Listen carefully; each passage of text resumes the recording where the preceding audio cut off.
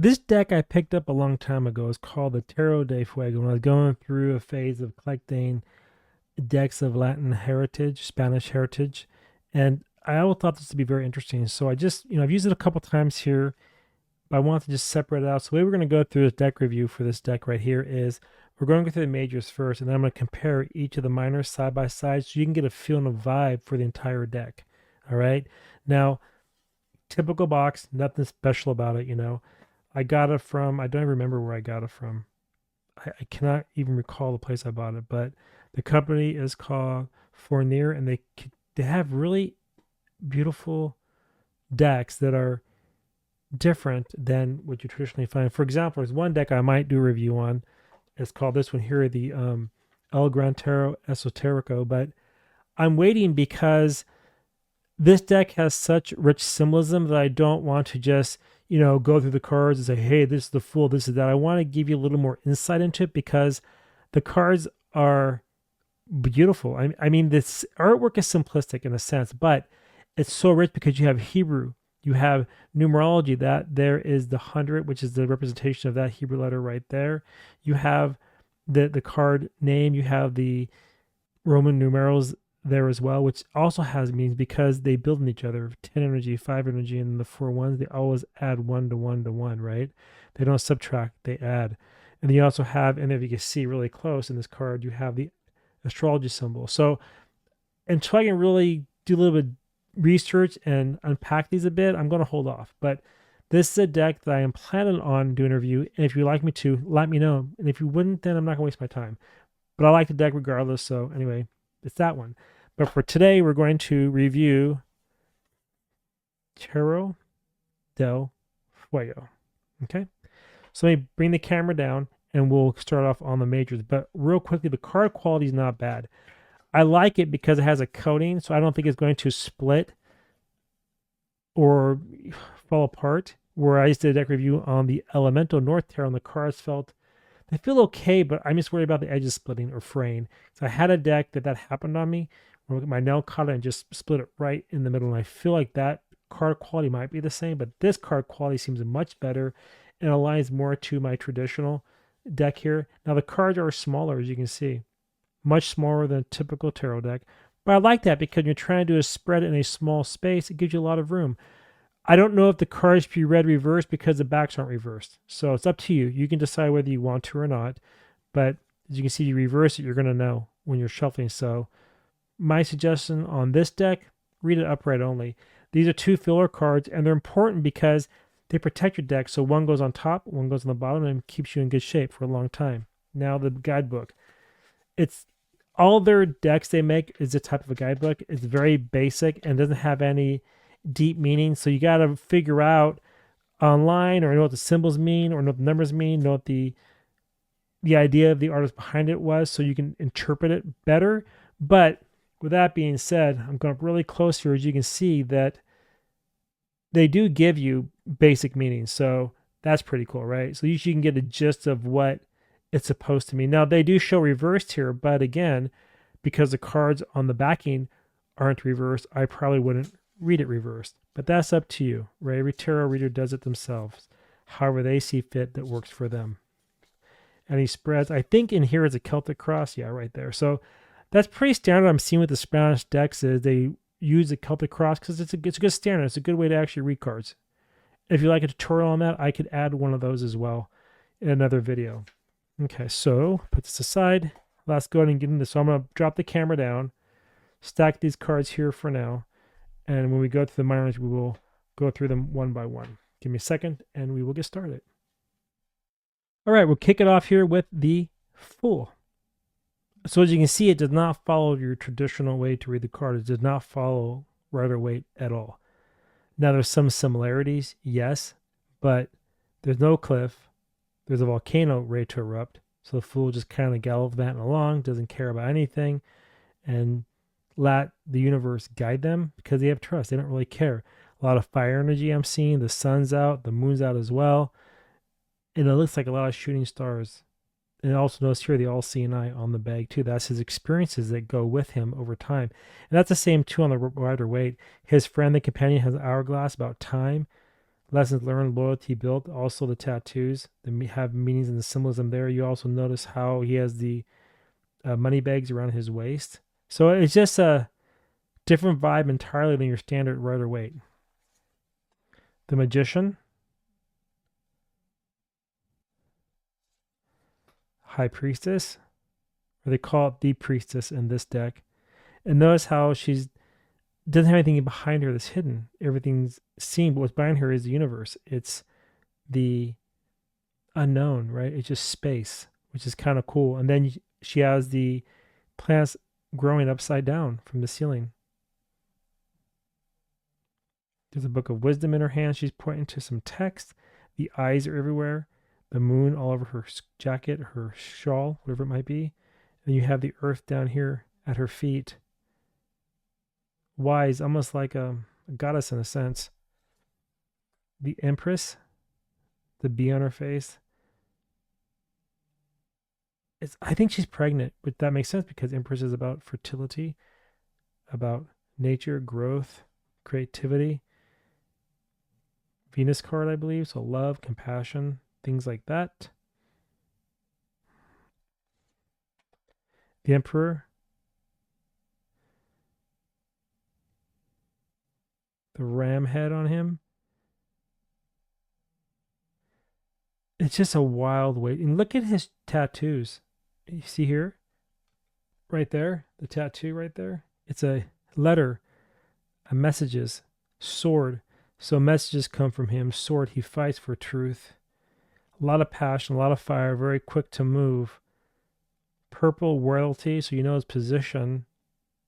The red, though, really hot energy. Be careful. The Hierophant, this is the one that connects the upper and the lower world. You see the vibe is so different. You have an elephant there, and I think that's a symbol too in different religions. I don't want to say the name, but I don't want to be wrong about it, but it might be almost like, is it Hinduism or I can't recall, but that's the elephant there in the card of the Hierophant. And you have the key up on top. That's more, it feels kind of like, I want to say kind of Judaism a little bit right there. It's what it feels like to me with the crown that he's wearing or the hat that he's wearing. Has that vibe to it.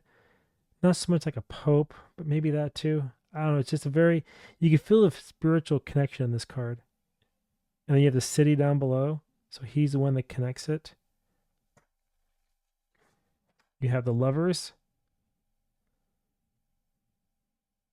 And you look, see, it's funny. 2 make 3, and 3 sees the 1 and the 2.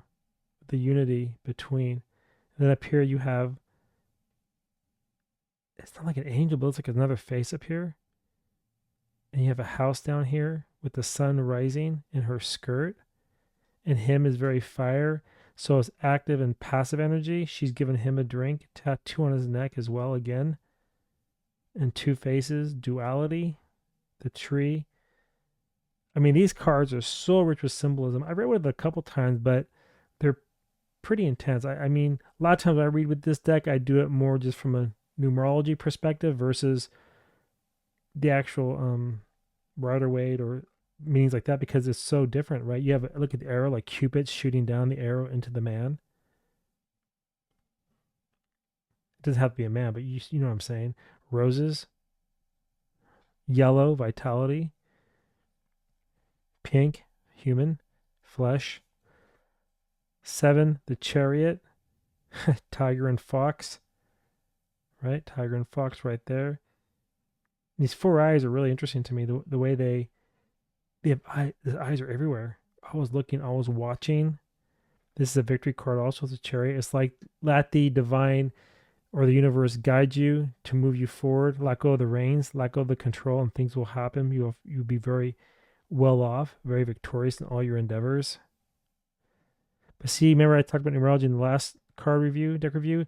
The numbers, right? They build each other, the 5 and 2. So even though it's a 7 to assess things, you have 5 energy here, which means it could be an energy of freedom or struggle, and 2, energy of decision making. So what are you going to do?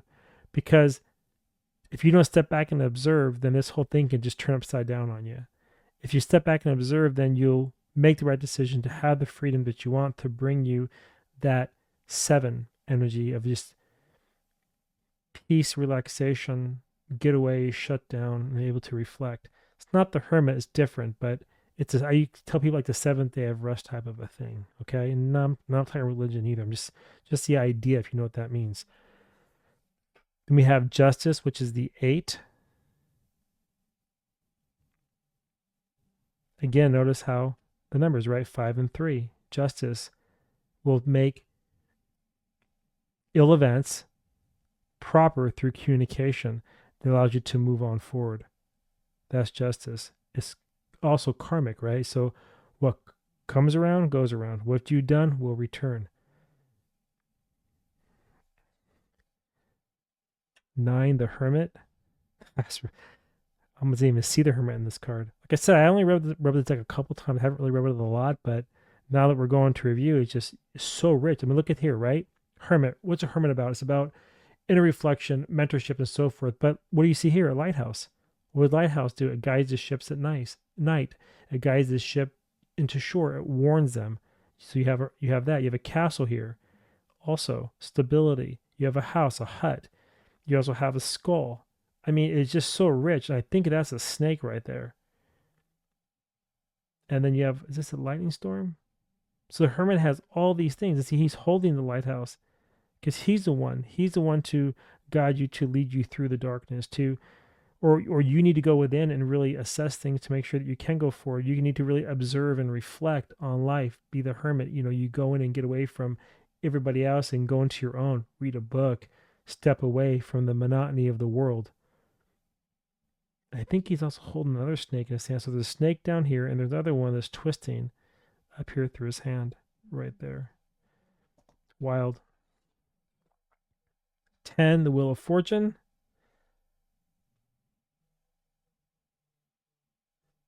Okay. 11 is Strength. So, yeah, I didn't catch this before, but see this thing here? That's a mouth. That's an animal or a beast to swallow her. But look, she's barely touching it. It's a dragon, I think, with the tail. Yeah, right here. That's a dragon. And the sword. But she doesn't need it. She doesn't need the swords, or one here or one there, because she has enough control within herself to hold off anything. She controls the beast. And she is you. It's not about gender here. Feminine energy.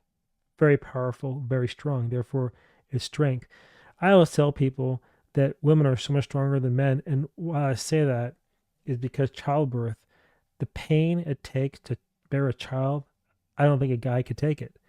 We have different types of strength. So I'm not saying that, women are stronger, like in battle or something like that. But I'm saying that women are stronger in the sense they can take way more pain than man could. And when you think about that, even childbirth, that takes such inner strength to hold back. And here you see the woman or this feminine energy holding back that beast without even any effort, just holding it back. And that's what women do in society. They take on so much pressure they can hold it back. What do guys do? We snap. We fight back. We don't have that patience that a lot of women have. That's to be honored right there. That is a really amazing card. And also I'm seeing water here, so it's like an island out there in the as well, right here. See that? Okay, strength. Hangman, look at things from a different perspective. They say it's also about soul sacrifice. I look at it a little differently. This to me is more about, I think he also has a hood on his head. He's blinded or covered his head. He's hooded.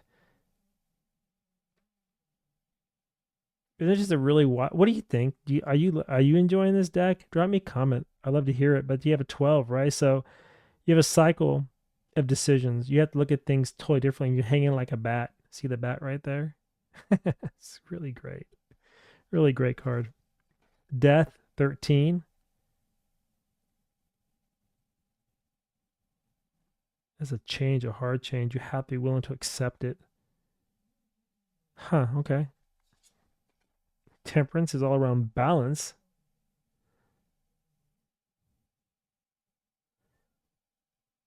Okay. The Devil, 15. Boy, looking at this card gets me a little bit dizzy. I don't know about you, but boy, there's so much here to unpack. I mean, it's very abstract. I mean, I'm digging the art. Look at his forehead too, 15, 6. But see, 6 is harmony.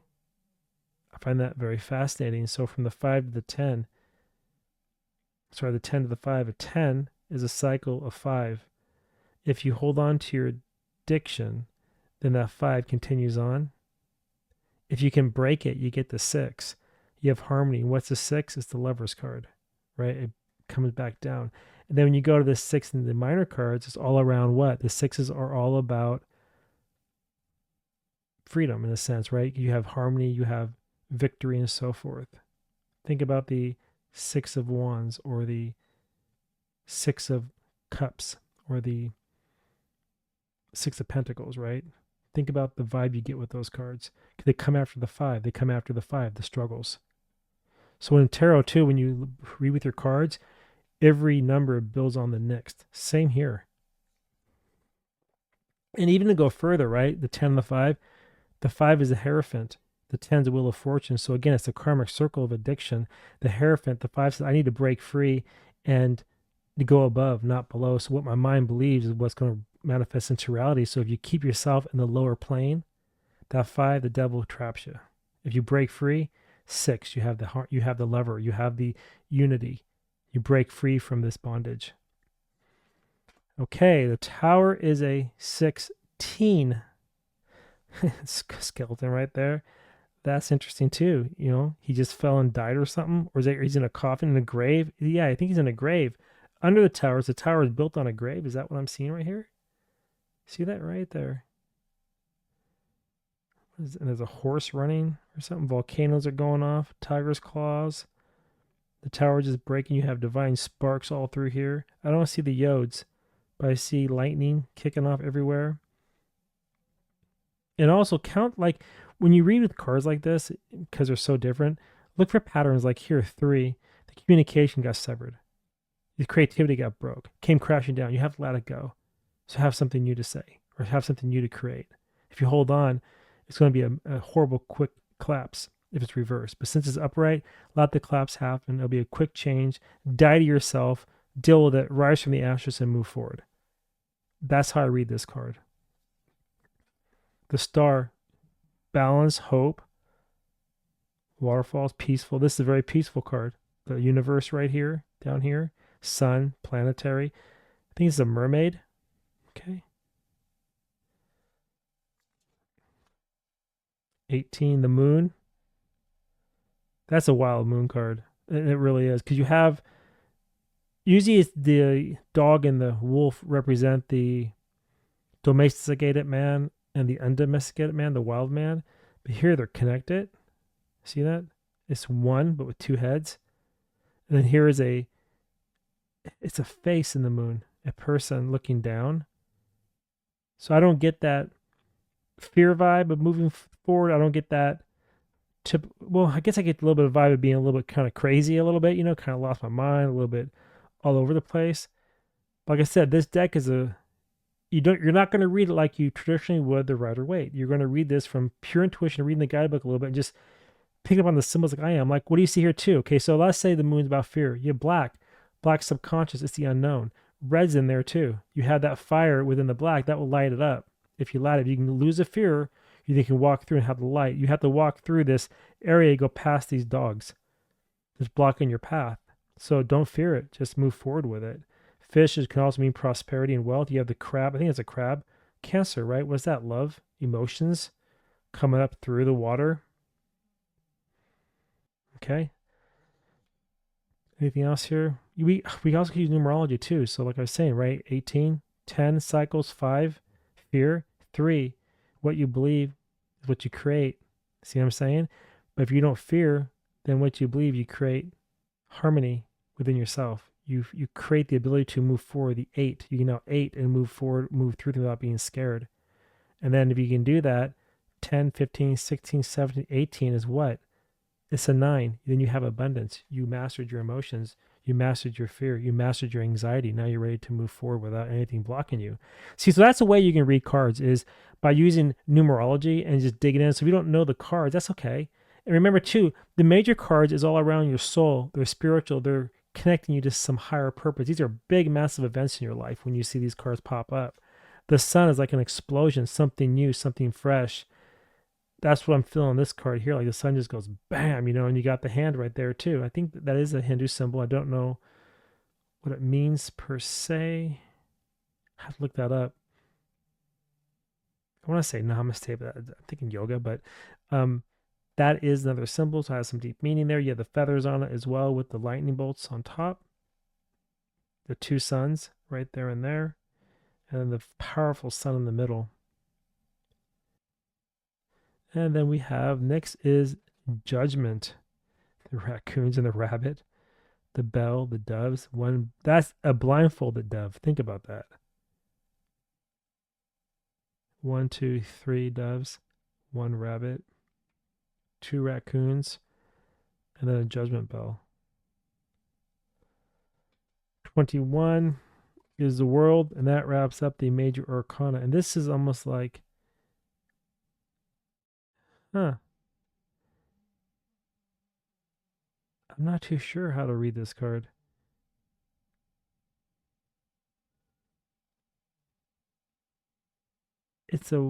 See the symbols here? Represents the four, was it the 4 signs of the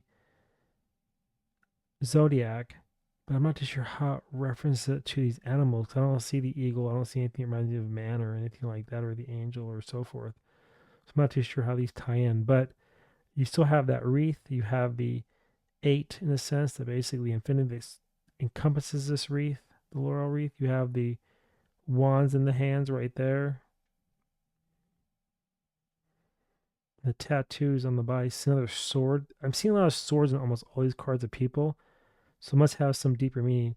Anyway, that is the majors. So now let's go ahead and run through the minors. And if you are enjoying this, let me know. And do not forget to head over to my website, wordofthetwist.com, where I offer deep dives into these cards. Like I just got completed with the major arcana, where I dive into the different meanings. I broke out a lot of the elements as well for you. So if you want to know what the different elements mean in the cards, it's available.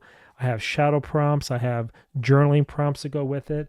I go into numerology for each of the cards. I go into a lot of different things. So make sure you jump over there and check it out. And for what it's worth, sign up for the newsletter. Newsletter is free. Or if you want, create an account on my site as a member. I have a premium membership and a free membership. And they both get to see things the public can't. So sometimes I'll put up a wall which is not available to the public. It's available just for people who sign up. And again, it doesn't cost unless you're a premium member. That's your choice. So line these cards up and they are slipping. And then we'll bring the camera up a little bit and review these. Give me 1 second. I'll lift the camera up. Okay, so here we go. These are just in any order. You have Earth, Pentacles. You have Air, Sword. No order. I just threw them down.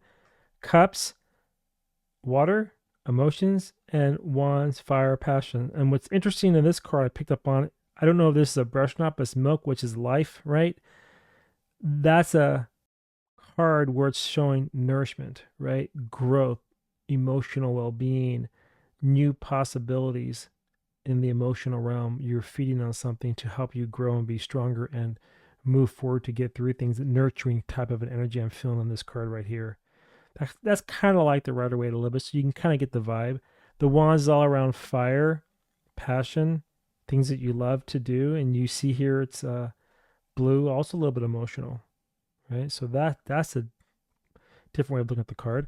Here are the swords. It feels violent. You see the hands being cut with the sword. Like the idea is so sharp to slice them through your hand, double-edged sword. But the idea is ripe, ready to go. It's fire. Let's move forward now, quickly and swiftly. Now, again, it's not fire energy. I just said fire. I'm feeling that. But this is air. So air moves quickly. Now, I wonder if they flipped it. But let's keep going. We'll find out. Pentacles is of the earth, and you're seeing a lot of the earthly symbols, right? Death, life, letters, messages, fighting, keys. Keys are broken, promises broken, can't open things, houses turned upside down. Messages torn. So you can feel like what's coming new. It's a cycle, it's a circle, it's something new, it's a new beginning, new potential of some type on the earthly plane. That's what I'm feeling on that card right there. Now we'll go to the twos. 2 of Wands, 2 of Cups, Two of Swords, huh? And then the Two of Pentacles. See what I mean? It's not nothing like Rider-Waite. Nothing. You just use your intuition and just see what you pick up on, right? And that's how I would read these cards if I was you. Two of Wands. Decisions made. A relationship beginning. Growth. So one that was over, something new's beginning. The Skull. Red and white, truth, passion. Pink, humanity. Green, growth. Red, passion. Blue, emotions coming together. And see the roots? They're rooted in the ground. Rooted in something new. Two of Swords. Uses your roadblocks. You have the sword through your lips and through your eyes. Huh. I'm not sure. Two of Pentacles. Again, a balancing act, a decision to be made, how to move forward. The sun's coming down to spark the growth from the seed that was planted.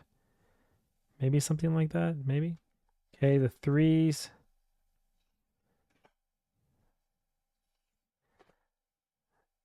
The Three of Swords, you can definitely feel that just bustedness, mind snap type of a thing. Three of Pentacles.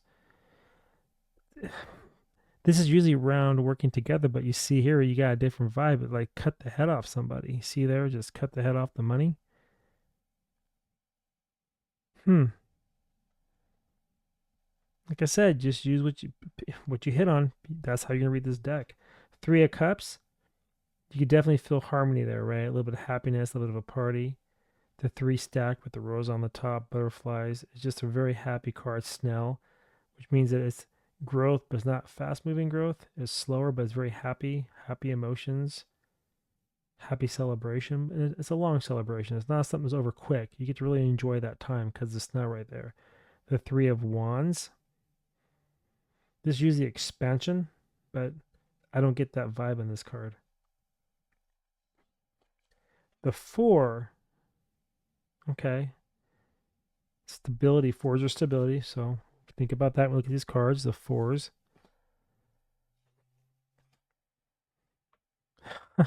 It's full of money, greedy. On the pentacles there, that's the card with the person holding the money is very cheap, refuses to let go. I feel like here you're dying with your money. And it's like the pitchfork, you know? Kind of a little bit of religious symbolism in that. I'm feeling on that card. The Four of Swords. See how it cuts the hand?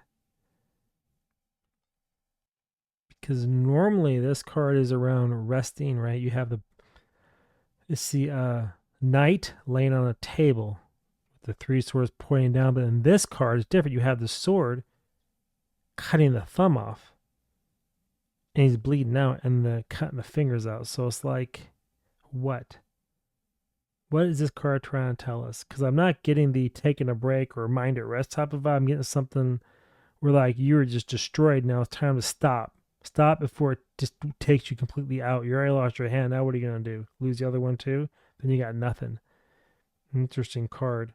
The Four of Cups is all around. Usually the pity party card, a card where they ignore the cup in front of them. But here the cups are all around. The cups are all around. And then the Four of Wands. And we're going to go to the fives. Fives is struggle. Remember the fives. Struggle or freedom, depending on what you do with it. Oops. 5 and 5. Okay, here we have the Five of Pentacles. This is the one where the person is broken. The two people walking in front of the church window or whatever it is. See here the house upside down on fire in the eye. They're looking forward. They're crying money. You can feel the pain in that card. Oh, those are horns or something sticking out. Like something got the best of you and it just broke you. The Five of Swords. That feels like a very dark, heavy card. The Five of Cups. And then the Five of Wands. It feels like a fight going on right there on the 5. Go to the 6. Sixes are supposed to be around harmony. Here we have the Six of Pentacles. Normally on this card, you get the feeling of giving from the excess of what you have, right? It's like you're giving back, you're sharing, you have generosity. But here, what are you giving? Because you're bleeding down on the plant and the coins are here. And the finger's pointing this direction over here to the left. Or it could be right, depending on how you look at it, but it's pointing this direction, which is my left. And that side is dripping blood. This side is, yeah, so this is passive, so it's dripping. It's like draining out of you. Where this side has fire, it's more active. The energy is just burning. So you have to find that balance, that generosity to help it grow, to help move forward, to help other people to get a help, to help with the struggle. Because you came from the 5, now you're at the 6, so it's time to help and give back. That's what I think it means, but do it in a balanced way so you don't give too much and leave yourself back at the 5. That might be the message here in this card. This 6 of swords is it's wild, right? This 6 of cups, you see the new growth, the new birth right there. So this is usually the card of nostalgia, new memories.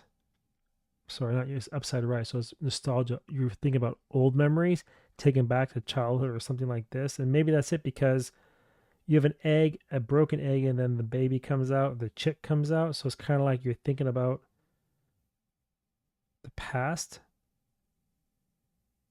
things that happened when you were younger, maybe is what's trying to tell you. But you have cups are upside down, upside right. So it's an interesting way to look at this card. The 6 of Wands, oh boy, this is very violent. You can feel the. See, this is supposed to be a card of victory, right? Remember, that's the guy with the laurel wreath up here and he's on the horse. But I don't feel anything victorious unless this hand is saying, you're not doing a damn thing. I'm controlling the entire situation. That could be the meaning of this card because the blue is emotion, red is fire, and he's like, what are you going to do about it? I won, deal with it.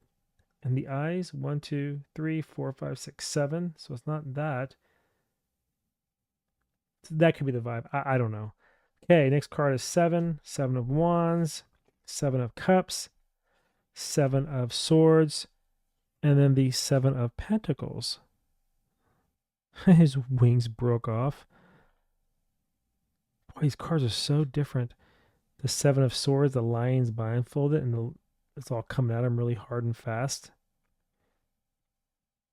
That's the card, I believe, where you have the person stealing the swords, and here the lion can't see, and he's being attacked. That's kind of what I'm seeing in that card. And then in the 7 of Cups, that's the one I believe about making decisions, which option you're going to take. But I don't get that in this card here at all. And then the 7 of Wands. See, and boy, so you had this beaver or something, right, with the thing on his head. It's almost like he's holding back this storm coming at him really hard and fast that's going to drench the land and put the fire out. And this is the one where you have the person sitting on top, stand on top of the mountain with his staff like that, and you have other staffs pointing up at him. So that's how this is being rendered, I think, where he's saying like you have to really concentrate to hold off these forces coming at you. And there's 1, 2, 3, 4, 5, 6, 7, 8. So I can't really. Yeah, so maybe the 8 means it's his willpower to hold off and not ever give up. The fires in his child is a spark to make him just move forward and not quit. It's a fire under his feet that just keeps burning. That's the way of reading that card. The 8s. Man, these are wild cards. 8 of Pentacles, is it where you master your craft? All the skulls. Whew, that's crazy. 8 of Swords. The 8 of Cups. And then the 8 of Wands. Okay, let's go next card. The 9 of Wands. The 9 of Cups. This is the 9 of Swords, you can definitely feel the anxiety in that card. And the Nine of Pentacles, it's almost like a, well, you know what that is, right? Opened up and the fruit will be bared or something like that. That's a twist on that card. Okay. The Nine of Swords. See underneath him, death, his treasures, and his dragon is trying to get him, but he can't. But his anxiety, a lot of anxiety. Nine of Cups. That's the card where the person's sitting with his hands crossed on the box. It's supposed to be like a wish a card type of a thing. But here you see the cups are upside down. It's pouring the liquid down on the ground because it makes it grow. I guess I can feel that. The Nine of Wands. This card is the one that the person in the thing is leaning on a staff and just tired and feels beaten. And see here he's reaching for the water, but there's two heads. One head's looking down to see what's coming at him. Other head's looking forward to get that water to quench the thirst. Yeah, you cannot really read these like Rider-Waite at all. You have to really just go for it. Okay, the Ten of Wands. That's a burden card, but I don't feel burden here. The Ten of Cups is a happy card. I definitely feel happy with that card. The Ten of Swords is the one where everything's destroyed. House on fire. They're seeing destruction, crying. I can feel that. But there's hope. What's the hope? Well, it's a cycle. Kick off again. The Ten of Pentacles is where you have that generational wealth type of a thing going on. And here you have I guess a woman with wings, bat wings or something. For all the food you need. Whiskey, I guess. Coins. Okay. This is the page. They call this the Knave. So the Page of Pentacles. The Page, Knave of Swords. The Cups. And the Wands. Exploring, right? Makes sense. Cups kind of makes sense on the page there. These swords, I'm not sure. Well, I don't know. Blindfolded, reckless, I guess. Reckless wants to be the king, not ready yet. Not ready for the queen, even though things in her hair. This person here has the money box on the belly. It's pregnancy, maybe, for fertility, but it's a dragon. See the tail. Okay. We have the knight. The knight. Why is he a skeleton? Well, it is a slow moving card, so this is passive. The Knight of Swords is, yeah, you feel the fire in that and want to go forward just into battle. Mind, intellect. The Cups, slow moving again, bring good news, prosperity, messages of hope and love and stuff like that. And then the Knight of Wands, again, wants to go on a journey, seek things, riches, and so forth. I feel like this should be a Pentacle card, but it's not. This is your passions and dreams, I guess, is what it's trying to tell you here. Okay, the Queen, the Queen of Cups, the Queen of Swords. Oh man, she just holds off everything. And then the Queen of Pentacles. Huh. Last but not least is the King of Wands, the King of Cups. That's an interesting cup card, isn't it? You have a king laying in a grave, which I don't get. But then you have the sun coming out behind the mountain, so a new day. It's almost like imagination or something, mastering creativity of some type. Making stories very, not emotionally dead, but it's mastery. You don't overreact to anything. It's like you're just solid. Maybe that's what's trying to tell you. The King of Swords. He killed Harry Carey. Is that what that's called or something? What was called? I can't remember. But anyway, he stabbed himself, killed himself. Damn, this is a wild deck. And then the King of Pentacles. Oh, master of the world there, huh? Controls it all. Everything is in his hands and nothing's stopping this guy. Anyway, my friends, that is the deck. That is the deck. What are your thoughts? So let's see how it shuffles. I don't know if I'm going to do a pull or not, but let's just check out the card. Okay, so, all right, so let's see. Go here and, well, I'm not going to bend them because I don't want to mess them up because they are kind of on the thinner side, but they shuffle just fine. As you can see. Yes, he just kind of snaps back. I don't want to put a lot of pressure on them. So they shuffle fine. Shuffle totally fine. Let's see. Let's go this way with it. Yeah, they shuffle good that way too. Let's go the overhand shuffle. Yep. See, oh, they do pop out, so they're kind of slippery, which is good. They do feel good quality though, so I don't think these cards are going to, come apart or anything like that. They feel pretty darn solid. And once they break in, they're going to shuffle really nice. Okay, so they shuffle good. What the heck? Let's just pull a card and see what we can come up with. All right, what do we got? The Hangman. What is this card telling us today, folks? It is telling us to look at things differently and break our cycles. The 10. Remember I talked about 10? 2. Make decisions differently. 2. Don't follow the same pattern. Break free. It's not the devil. It's not addiction, but you're looking at things a little bit different. You're going to sacrifice. You're going to hold back. And you're going to find your path back to the mountains, right? And how you're going to do that? By really reflecting internally. Looking at things completely backwards. So if you're going to move forward, you're going to move back. If you're going to buy gold, you're going to buy silver. If you're going to quit your job, you're going to keep your job, right? You're just going to look at things differently. That's what I'm seeing here on this card right now, is just finding that middle ground to help you obtain your next objective. Yes, that's vague, but that's the vibe.